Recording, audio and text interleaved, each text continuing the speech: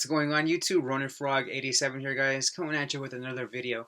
And today I just wanted to discuss whether or not Konami is gonna hurt some way, somehow, in some form or fashion, Paleozoics with the next ban list whenever it comes out.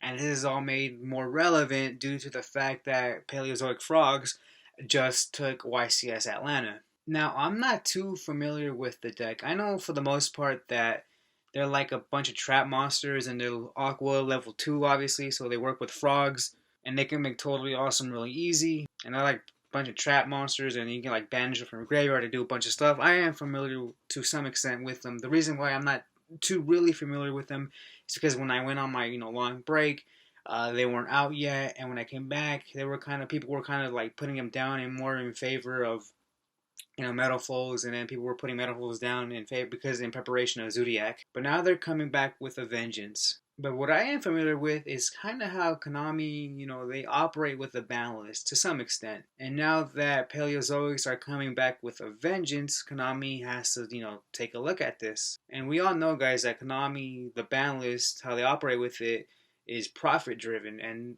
there's nothing really wrong with that, because at the end of the day, Konami is a business, and they gotta keep the shareholders happy, and they gotta find some way to profit off of the game, because Konami doesn't really profit off of old sets. They profit off of the new stuff. And right now, Konami wants us to buy Raging Tempest and that one fusion set, Fusion Enforcers, I believe it's called, with all the invoked stuff. They want us to buy all that stuff. And so as a result, they're not really going to profit too much off of whatever sets the Paleozoics came in. I forget, but I know it was a couple of sets back, so maybe to some extent they will, but not as much as they would be with us buying Raging Tempest and, Fusion Enforcers. So with those facts in mind, I kind of have the feeling that whenever Konami releases the next ban list, Paleozoics might be on there.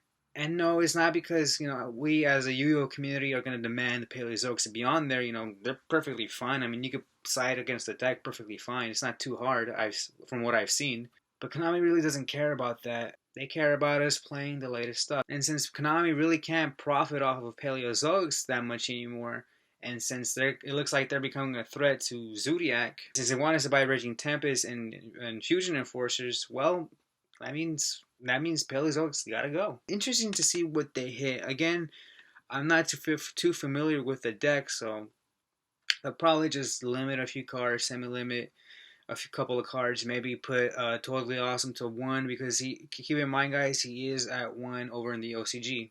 And guys, this is just speculation on my part. This is just what I see the next ban list going in, leaning towards. And again, I'm not saying Paleozoics should be banned because they're OP or anything like that, or limited or whatever because they're OP, or because I hate them or something. No. Or because people hate them, or because people in general think that they're too good or too broken, whatever. No. Like I said, I think Konami's gonna limit them some way somehow, because they're done making their money off of those sets that those cards came in. Which is why most likely ABCs are also gonna be hit, because even though they don't deserve to, Konami really can't profit off of that structure deck too much anymore. Alright, guys, so those are my thoughts on this whole situation. Let me know down in the comment section below what you think. Do you agree with me? Do you disagree with me? Let me know.